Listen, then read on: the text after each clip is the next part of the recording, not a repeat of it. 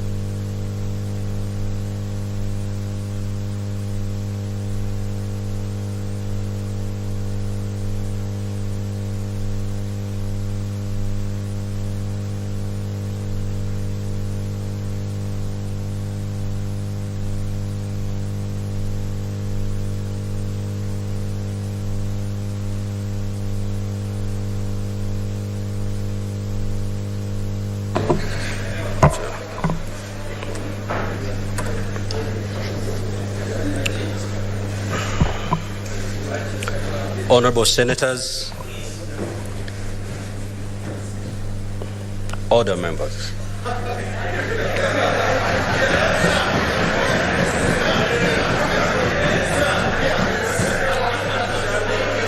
Honorable Senators, distinguished guests, ladies and gentlemen, I'm profoundly humbled and overwhelmed by the great honor and privilege you have bestowed upon me by electing me as your Speaker of the 4th Senate and the 13th Parliament of the Republic of Kenya. I'm deeply humbled and touched by the immense confidence and trust that you have placed on me. I therefore accept with humility and pledge that I shall perform to my utmost ability the constitutional responsibilities and duties of the office of the Speaker of the Senate for the next 5 years with due diligence and decorum. Distinguished Senators, allow me with great pleasure to congratulate and salute all of you, the new Senators of the 4th Senate, for emerging triumphant in the just concluded general elections after a bruising political contest. Your election to the high office of Senator of your various counties and constituencies is a demonstration of the faith and confidence that the electorate have in your capabilities to serve, transform, and improve their welfare and well-being. Today, you're invited to grapple with the challenges and work towards meeting the high expectations of the Kenyan people. Honorable Senators, also wish to recognize my worthy opponents, Mr. Isaac Aloch Polo Alocher, Ms. Beatrice Gathomi Kinyua, Mr. George Bush, Mr. Frederick Mushiri Karuri, and Mr. George Njoroge Kuria for the valiant, mature, and well-fought competition. We have ably demonstrated that we can compete democratically and without rancor in a dignified race. Hongera kwenyu. I also extend congratulations to our newly elected colleagues in our sister house, the National Assembly, and wish them every success as we begin to execute our national duties of jointly steering our beloved country to greater heights. In embracing the spirit of devolution, I'm delighted by the rich blend of membership of the 4th Senate drawn from former members of the National Assembly, governors, and members of the county assemblies. I note that 9 former members of National Assembly and 4 members of the county assemblies have joined the Senate, while some have returned after hiatus. They bring with them invaluable experience that will enrich the House. We're also fortunate to have a diverse blend of professionals joining the Senate, including top legal minds, no less than senior counsel, scholars, doctors, renowned members of the civil society, among others. Let me also take this opportunity to acknowledge the contributions of senators from the Third Senate who did not return, including the 8 members of the Third Senate who are elected as governors. I'm confident that they will continue to serve Kenyans in the different capacities. Kenyans from all walks of life deserve a pat on the back for demonstrating to the entire world that we have a mature and vibrant democracy following the peaceful general elections held on the 9th of August 2022 and the subsequent petition filed and concluded at the Supreme Court. Distinguished senators, permit me at this juncture to pay my singular special tribute to my immediate predecessor, the Right Honorable Kenneth Makelo Lusaka, EGH, who was recently elected as the governor of Bungoma County. He ably presided over the Third Senate in perhaps one of the most challenging periods in our country's history.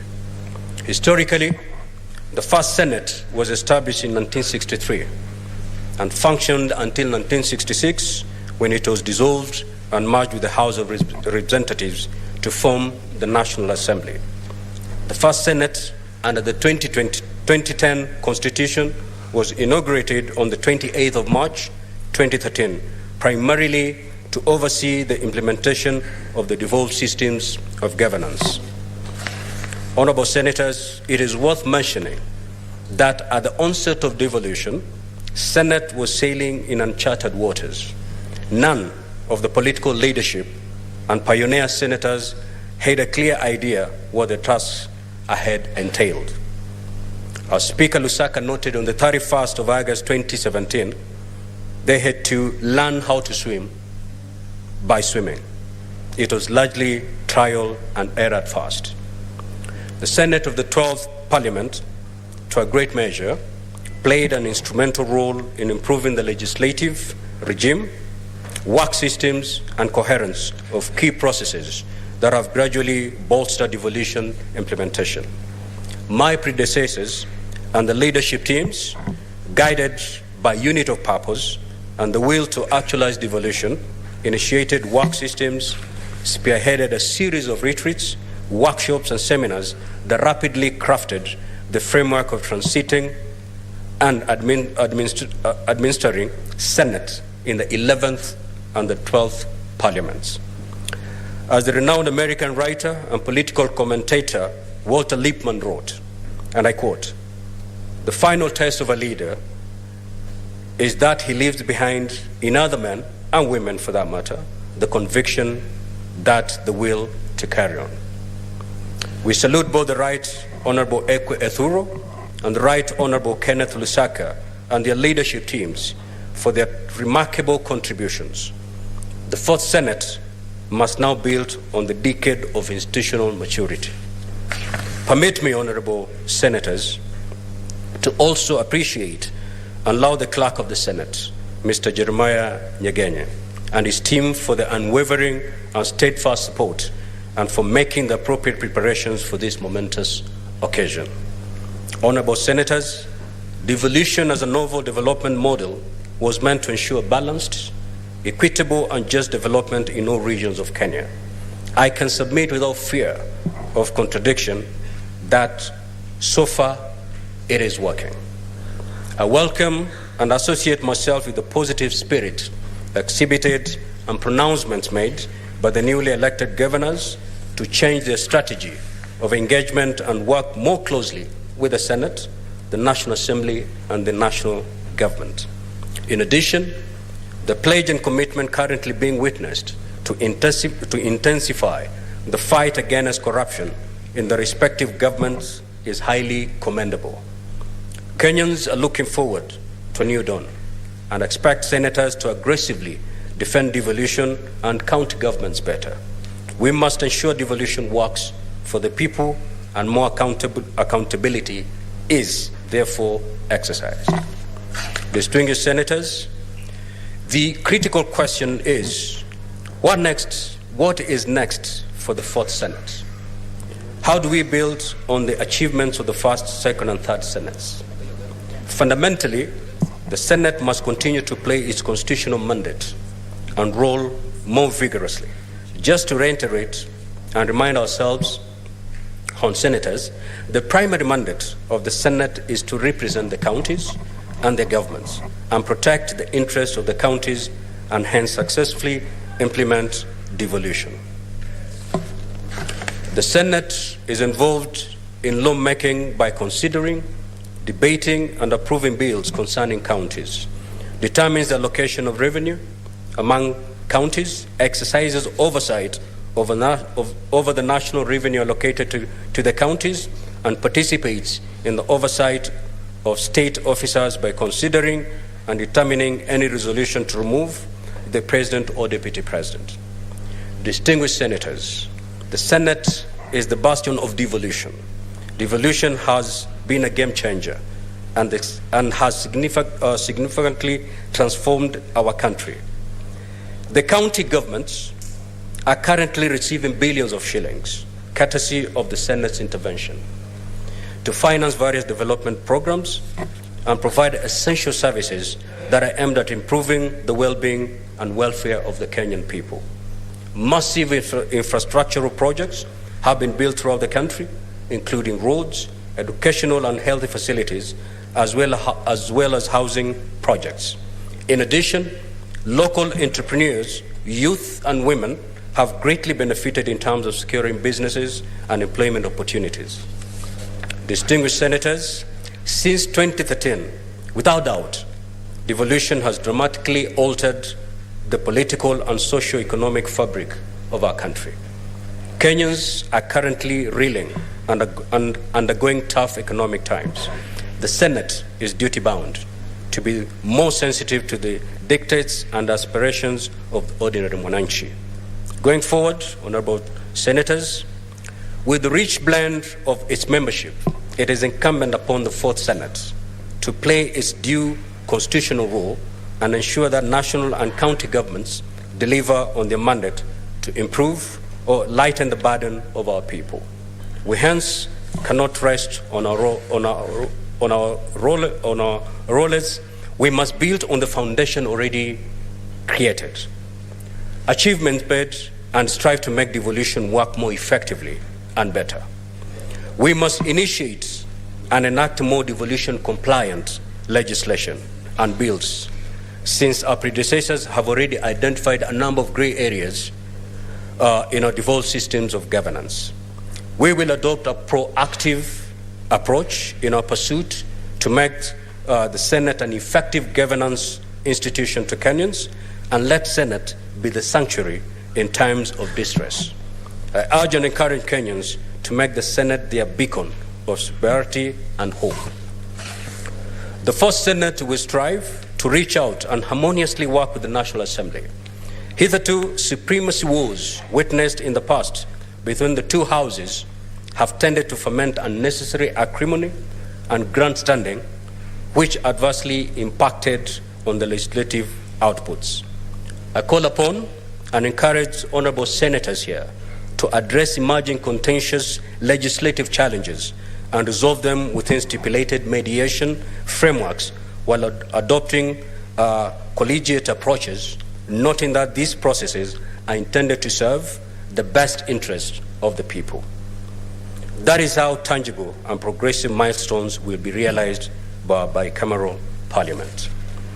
Distinguished senators, I also wish to urge honorable senators to adopt and nurture bipartisan and collegiate leadership approaches that will transform and invigorate the Senate to embrace the various political shades and interests represented in the 13th Parliament and ensure they find their rightful place. Under the new Senate leadership, we will endeavor and ensure to do the following. 1, the Senate work strategy will be reviewed as appropriate to enable senators perform their constitutional and leadership responsibilities through systems that are predictable and adequately facilitated to enable them deliver effectively and quality services. 2, dynamic and innovative programs and activities of the Senate, guided by the need to respond to key priorities of the counties, shall be initiated to respond to identified challenges. The Senate will continually bolster and strengthen internal collaborative linkages, deepen existing partnerships and engagement between the Senate, national and county government departments and agencies, regional and international development partners, as well as non-state actors, to work closely and harmoniously with the Evolution family. Learning and leadership are indispensable to each other. We will ensure continuous capacity development and empowerment of senators and their secretariats so that they can constantly update their skills and expertise and ensure they acquire requisite parliamentary exposure to enable them handle complex and new frontiers of legislative and public affairs. The Senate will endeavor to be responsive to emergent situations and reignite the manner in which traditional legislative services and relations with our various stakeholders and counties are offered. Honorable Senators, elections come and go. We have concluded the electoral phase and must now proceed to the critical transitional and development phases.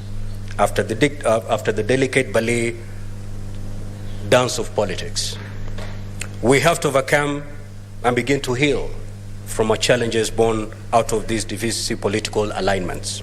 I urge and call upon our people to refocus, embrace unity, and move forward. No Kenyan should feel left out. It is now time to put behind us political rivalries, roll out our sleeves, and together focus on building the new Kenya that we all desire. Distinguished Senators, Kenyans expect from us nothing short of servant, responsive, and effective leadership. Let us aspire to be forthright in the performance of our legislative functions, especially in undertaking oversight roles, so that the citizenry can build trust, find refuge, and solace in the Senate of the Republic of Kenya.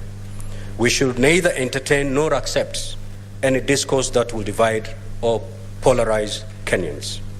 Honorable Senators, as I conclude, I wish to undertake that under my stewardship, my commitment to you, Honorable Senators, and the people we represent, is to be a faithful and impartial servant, ready to discharge my diverse roles and responsibilities with due diligence and in accordance with the Constitution of Kenya and Senate standing orders. Finally, to quote the former United States President John F. Kennedy, ask not what your country can do for you. Ask what you can do for your country. We have a collective, solemn, and patriotic duty and responsibility to rally fellow leaders and Kenyans to put the interests of our country first and move it to the next level of development and prosperity. On my part, I shall respect and uphold the rule of law, legality, and nurture the culture of constitutionalism, and I shall protect, defend the Constitution of the Republic of Kenya, and always safeguard the mandate and role of the Senate. Honorable Senators, I welcome you all to join me as we embark on this journey together. I thank you. May God bless this Senate, and may God bless our country. Thank you so much. Next order, please. Point of order, Mr. Speaker. Point of order.